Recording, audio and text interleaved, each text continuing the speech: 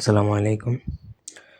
আজকে আমি আপনাদেরকে যে ভিডিওটা দিচ্ছি, এটা বাড়ির সবাইকে বাধ্য করার মন্ত্র। দেখতেই পাচ্ছেন, গুরুবিদ্যার ডায়েরি থেকে নেওয়া, বা পরিবার বশীকরণও বলতে পারেন এটা। বা বাড়ির বা আপনার বাসার সবাইকে যদি আপনি কোনো কাজের জন্য বাধ্য করতে চান, রাজি করতে চান, এমত অবস্থায় আপনি এই মন্ত্র প্রয়োগ করতে পারেন তার উপর। এটা যেকোনো খাবারের উপর প্রয়োগ করা যায়। সুতরাং পরিবারের প্রত্যেককে খাবার খাওয়ানোর মাধ্যমে আপনি টোটালি আপনার কন্ট্রোলে নিয়ে আসতে পারবেন, সেরকমই একটা বিদ্যা বলা যায় এটাকে। যাই হোক, প্রথম থেকে পুরো ভিডিওটা না টেনে শেষ পর্যন্ত দেখুন। আমার চ্যানেলটা সাবস্ক্রাইব করবেন, লাইক, কমেন্ট, শেয়ার করবেন।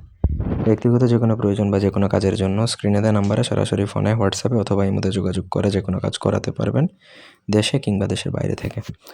এইখানে কিছু দোহাই আছে মন্ত্র, এটা খুবই ডেঞ্জারাস। দোহাই আল্লাহ, দোহাই আলী, দোহাই মা ভদ্রকালী, দোহাই মা পার্বতীর, দোহাই মা তুষ্টাকালী, করিলাম সবার মন হরণ হরণ। মা কালীর দোহায়, বয়স হয়ে থাক সারা জীবন, আমার ছাড়া যদি সবাই অন্যদিকে যায়, মা কালীর কল্লাকাটে পরে মহাদেবীর পায়, মহাশিবের পায় দোহাই। তারপর হচ্ছে দোহাই মা মনসা দেবীর দোহাই। এটা যে কোনো শনি বা মঙ্গলবার দিনে আপনাকে শ্মশানে উলঙ্গ অবস্থায় 108 বার জপে মুখস্থ করতে হবে। এটা নারী পুরুষ যেই করুক, নিয়ম একই। শ্মশানে যেয়ে আপনাকে উলঙ্গ অবস্থায় মন্ত্র 108 বার জপ করলে তবেই সিদ্ধ হবে। তারপরে আপনি এটা দুনিয়ার যে কারোর উপর প্রয়োগ করতে পারবেন। তারপর আপনার পরিবারে যাদেরকে খাওয়াবেন তারাই বশীভূত হবে। তো আপনি যে কোনো শনি বা মঙ্গলবার দিনে আপনি প্রথমত সিদ্ধ করে নেবেন 108 বার উলঙ্গ অবস্থায়, বিবস্ত্র হয়ে আপনাকে শ্মশানে যেয়ে এই মন্ত্র মুখস্থ করতে হবে।